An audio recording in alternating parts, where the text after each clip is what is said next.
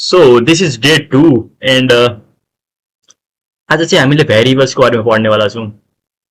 र भेरिएबल्स के हो भन्दाखेरि एउटा कुनै पनि कन्टेनरको रूपमा हजुरले भेरिएबल्स लिन सक्नुहुन्छ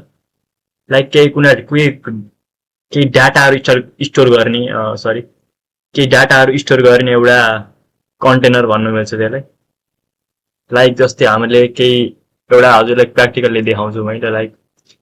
a equals to we can let it anything apple okay so केही पनि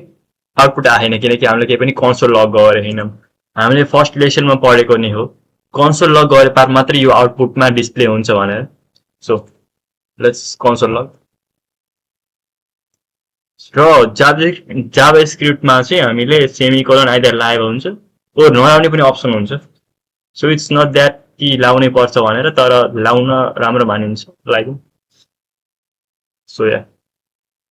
एप्पल भनेर आइसकेको छ र हामीले लाइक सी दिस एप्पल आयो तर यहाँसिम हामीले फोन देख्यौँ र यसलाई हामीले यसरी गऱ्यौँ भने आइफोन पनि आउँछ क्या र केही डेटा हाम्रो यस्तो हुन्छ जुन चेन्ज हुन हामीलाई like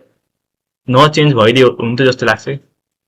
so for that case हाम्रो हुन्छ एउटा कन्स्ट भन्ने कन्स्ट्यान्ट इज अ किवर्ड जसबाट हामीले यो भेरिएबल स्पेसिफिक ए वाला भेरिएबललाई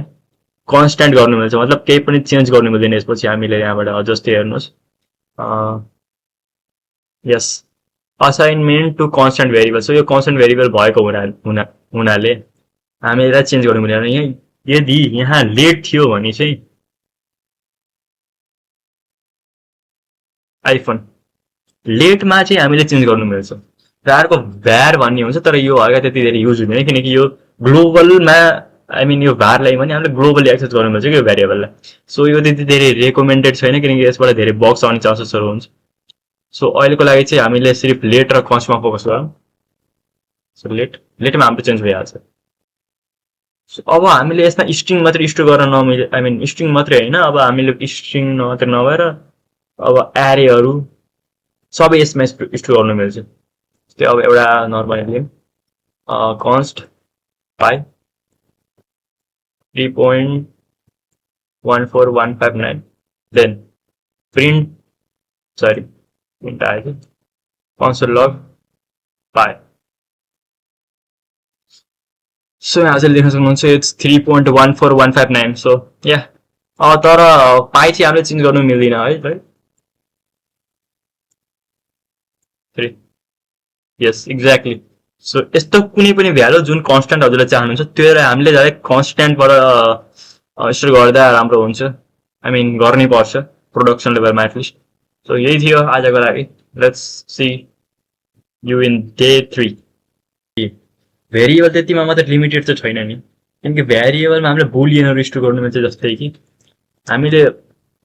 ट्रु फल्स भनेर यसरी स्टोर गर्नु मिल्छ आइदर एउटा एरे बनाएर एरे 1 गरिदिउँ एबिसी डिसी के हो एनिवेज अब्जेक्ट बनाउनु मिल्छ एउटा हामीले कुनै पनि नेम सक्छ एज